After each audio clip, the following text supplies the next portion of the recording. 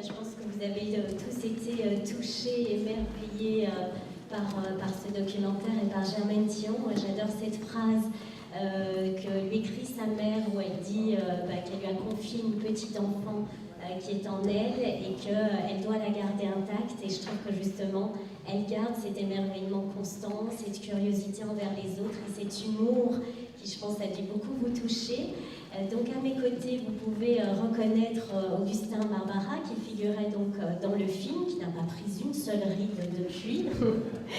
Donc Augustin, vous avez eu la chance à la fois d'être son élève et son ami. Quelle leçon de vie est-ce qu'elle vous a transmis? Qu'est-ce qu'elle vous a appris de plus précieux? Écoutez, je crois qu'elle était très près des réalités de la Terre. D'ailleurs, elle entretenait un jardin où elle cultivait des pommes, des poireaux.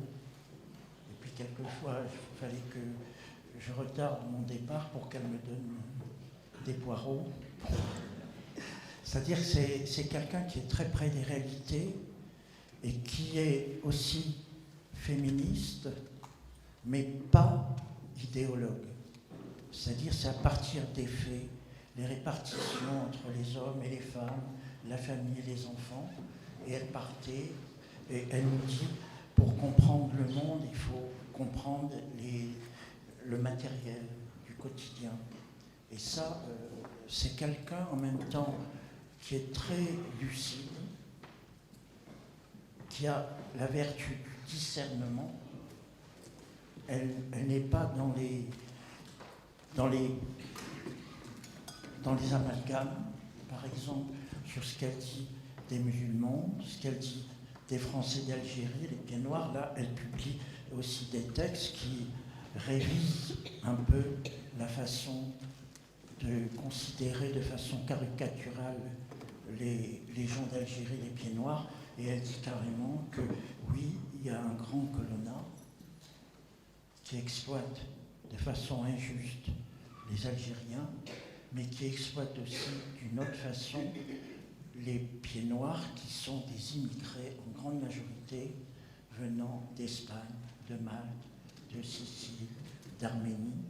Et elle déclare, mais en même temps, l'exploitation coloniale, oui, elle existe, mais il faut traverser la Méditerranée.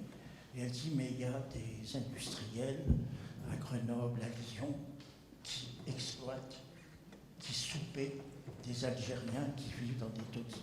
C'est-à-dire, la Méditerranée, pour elle, c'est un fleuve qui sépare deux exploitations différentes.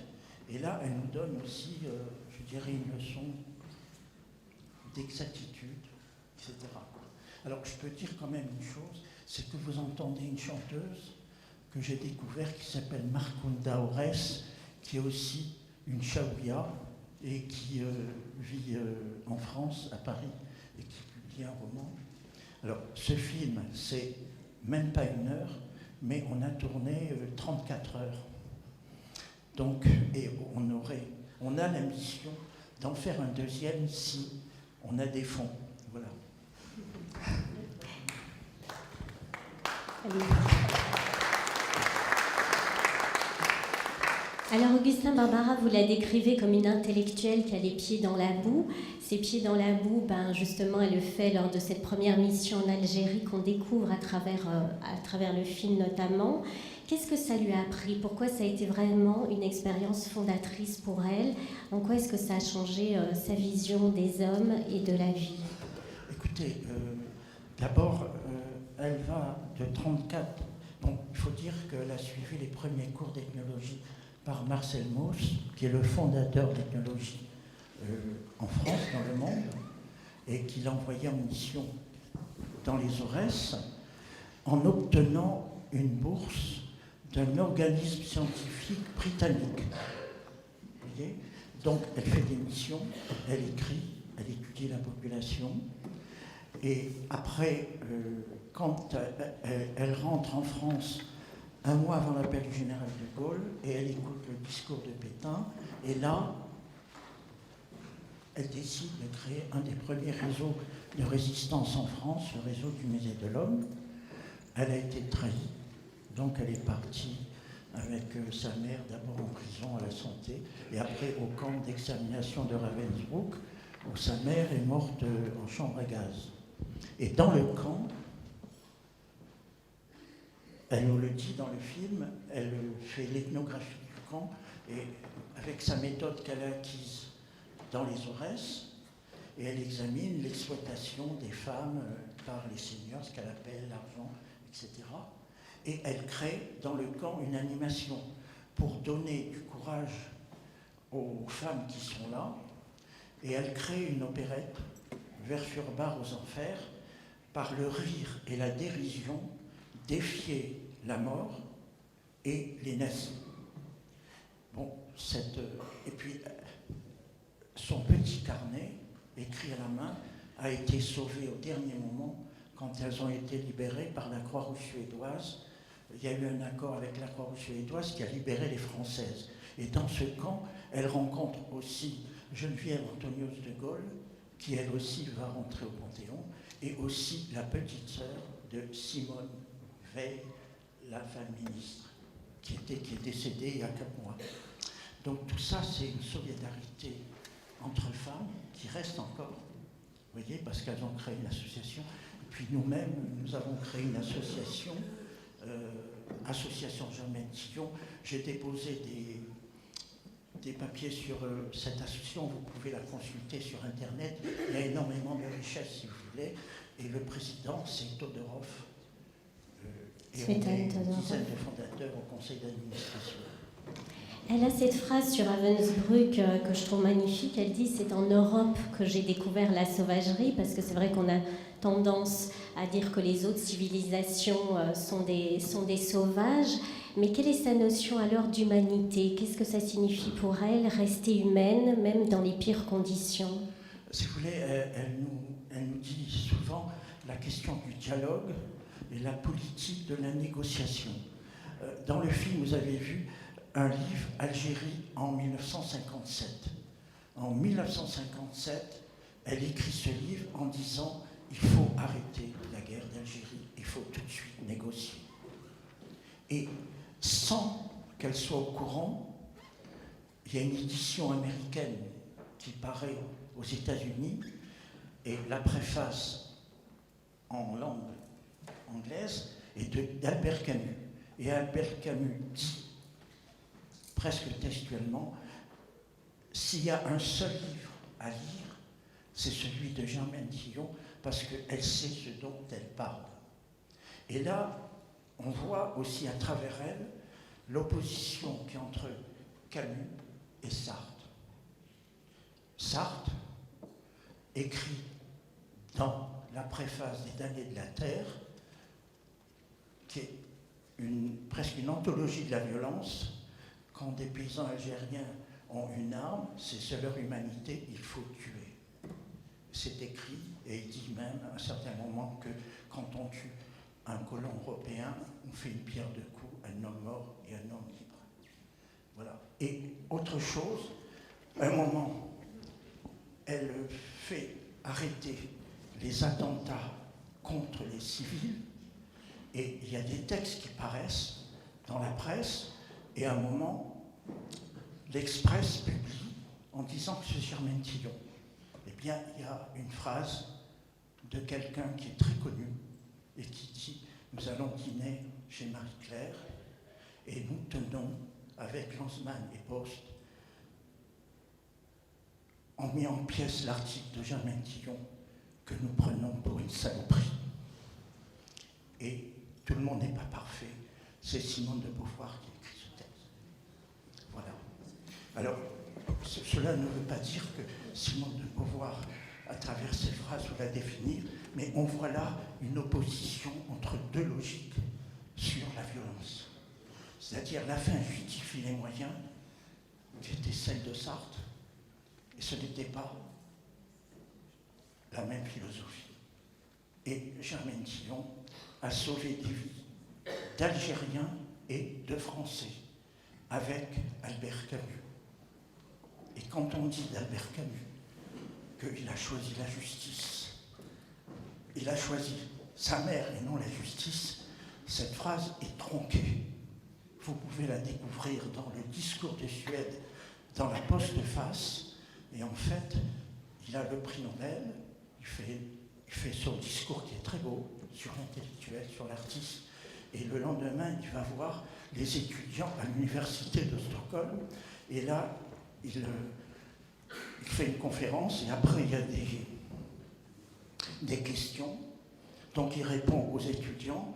Et là, il y avait un étudiant algérien qui lui posait souvent des questions. Et à un moment, il lui dit « Est-ce que vous êtes pour la justice ?» Et Camus s'est senti interpellé, psychologiquement aussi, et il lui répond « Écoutez, hier, on a lancé des bombes dans les tramways à Alger. Si ma mère se trouve dans un de ces tramways, si c'est cela la justice, je préfère ma mère. » Tout le monde peut lire cette phrase qui est réelle. Vous voyez, c'est là que, avec Germaine Tillon et Camus, a sauvé de la guillotine des terroristes qui étaient ses ennemis. Voilà, c'est-à-dire que, à travers Germaine Tillon, nous avons là aussi une éthique de la vie, et il était tout le temps au téléphone avec Albert Camus pour sauver. Quand Camus a voulu faire arrêter les attentats contre les civils, il n'a pas réussi. Il a été méprisé. Et à partir de ce moment-là, il a déclaré « Je rentre dans un silence rentable ». Le silence rentable, c'était qu'il intervenait au président de la République pour sauver des gens de la guillotine qui étaient des gens du FLN. Vous parliez de l'éthique de Germaine Tillon, justement, elle a cette phrase aussi, à un moment donné, le réalisateur lui demande « C'est quoi votre arme ?» C'est témoigner. Non seulement elle a constamment témoigné, mais elle a toujours aussi gardé sa liberté d'esprit. Pourquoi c'était une arme pour elle de témoigner et comment elle a fait pour rester toute sa vie fidèle à elle-même? Alors, si vous voulez, il faut savoir qu'elle avait un bagage très important en archéologie, en psychologie, en langue étrangère. Et quand elle a découvert l'ethnologie, ça rassemblait chez elle un peu toute sa philosophie, son éthique sur la vie et la mort. Vous voyez? Alors, elle se définit comme une ethnographe. Son dernier livre, il était une fois l'ethnographie, très intéressant à lire, parce qu'on voit là une personne qui raconte jour par jour ce qu'elle fait, des contacts, et vous voyez les photos qu'elle avait prises, qu'on a découvertes dans des petites boîtes. Chaque photo est référencée, tel jour à telle heure, avec telle personne. Voilà ce qu'il m'a dit. Voilà. Et tout ça écrit à la main. C'est-à-dire, elle est près de l'écrit. Il ne faut pas lui parler d'ordinateur. Elle, c'était cela tout le temps. Elle a des centaines de cahiers qui sont constitués en des fiches très ordonnées. Elle a une méthode de travail très intéressante. Bon, je peux dire que moi j'en ai bénéficié aussi parce que j'ai été très près d'elle. Elle m'a montré aussi comment on écrit dans nos recherches. Voilà. Ce qui est très beau aussi, c'est que son discours est totalement d'actualité, que ce soit ses écrits ou sa façon de parler. J'ai envie de dire à la fois tout ce qu'elle dit sur l'importance de la discussion pour arriver à la paix et l'importance de l'éducation aussi. Ah oui, vous avez vu vers la fin où elle dit qu'il ne faut pas exploiter le bois, le pétrole, enfin, etc. Elle a un discours qui date de 2001, très écologique, et sur l'éducation, et tout le temps, garçons et filles. Tout le temps, tout le temps. Et si vous voulez, cette femme qui n'a jamais appartenu à aucun parti a une philosophie de la vie qui peut être, je dirais, partagée et très actuelle, en donnant aussi la primauté au dialogue, à la négociation, et non les armes. Voilà, pour elle, non. Là, c'est pas ça qui favorise le dialogue. Ce qui est très beau aussi, c'est le passage avec Svetlana Todorov où elle rigole sur la phrase « Il ne faut pas incarner le bien », mais néanmoins, qu'est-ce que le bien pour elle? Ça signifie quoi? Écoutez, le bien, c'est l'entente entre les hommes. Pour elle, elle aimait beaucoup. Elle aimait beaucoup l'Algérie. Elle y avait séjourné, elle connaissait la culture, elle connaissait aussi les populations berbères, les populations arabes, les populations berbères, les juifs berbères qui étaient là avant l'islam, et les chrétiens berbères aussi, très près de Saint-Augustin. Vous voyez, c'est une laïque, mais une laïque pas du tout laïciste. Vous voyez, c'est-à-dire une ouverture au monde. Et donc, avec ses études qu'elle avait fait en psychologie, archéologie et tout ça, avec l'ethnographie, ça lui a donné, si vous voulez, je peux la définir comme quelqu'un qui est... Il y a un tracé, émotion. Elle va à Alger en 54, et qu'est-ce qu'elle constate? D'ailleurs, elle nous dit, les paysans, catastrophe économique, on les voit dans les villes, Alger, Constantine, et là, ils vivent dans des taudis. Donc, elle invente le mot clochardisation. Et émotion, clochardisation, réflexion, elle dit, mais on ne peut pas les laisser comme ça. Donc, elle crée les centres sociaux qui n'ont pas été abordés dans le film, parce qu'on voudrait faire un film sur cela, pour faire travailler, pendant la guerre d'Algérie, des Algériens et des Français. Elle constitue tout un organisme, avec Nelly Forger, qui était sa secrétaire, qui vit encore, et Nelly Forger a été torturée par des soldats français. Elle était sous le régime de massue, donc elle s'est opposée aussi à la torture à massue avec David Rousset, qui faisait partie de la commission internationale contre les concentrations et tout ça, qu'elle m'a donné l'occasion de rencontrer longtemps, vous voyez. Et voilà une femme, elle crée les centres sociaux, et 120 centres sociaux sont construits, où on faisait de l'éducation, professionnalisation aussi, donner des métiers à des paysans qui venaient dans les villes, donc s'habituer à une culture urbaine, mais aussi avec des professions. Et tout ça avec les centres sociaux français et algériens. Et il se trouve que 3 jours avant le cessez-le-feu, un commando, alors les dirigeants des centres sociaux se réunissent dans une école pour voir la mutation vers l'Algérie indépendante. 3 jours avant le cessez-le-feu, en mars, le 16 mars, et un commando Delta OAS débarque avec une liste de 7 personnes, et il nomme 3 Français, 3 Algériens, le 7e n'était pas là, donc il les aligne dans la cour de récréation et il les assassine, dont l'écrivain Mouloud Feraoun. Et ça, c'était une blessure pour elle. Elle a tout de suite écrit un article se révoltant contre ça, parce qu'elle les connaissait bien, et elle termine l'article en disant 3 Français qui aimaient l'Algérie et 3 Algériens qui aimaient la France. Donc nous avons constitué là aussi une association, Mouloud Feraoun et ses compagnons, qui vit encore et qui agit aussi pour l'entente et pour dénoncer encore certaines personnes qui se réclament de cela. Figurez-vous que le conseil municipal de Limel-Brévannes, UMP, a débaptisé 3 noms de femmes: Germaine Tillon, Danielle Mitterrand, puis la 3e, je ne me rappelle plus, parce qu'elles étaient trop clivantes. Donc on a débaptisé ces noms-là pour mettre des personnes du lieu. Vous voyez, c'est-à-dire que c'est encore quelque chose de très actuel. Ce qui est très actuel aussi, ce qui est très beau, c'est qu'elle exprime son inquiétude sur l'homme, et en même temps elle dit qu'elle ne cessera de croire en lui. En quoi est-ce qu'elle vous a transmis cela? Et c'est ma dernière question. Et aussi, quelle amie est-ce qu'elle a été pour vous? Quelle amie elle était dans la vie? C'est-à-dire que j'ai eu la chance, habitant Nantes, qu'elle avait une maison à Plouhinec, près de Lorient. C'est 1h30 de voiture. Et là, elle m'invitait, il suffit que je téléphone, qu'elle m'invitait, donc à peu près une fois par mois pendant 30 ans.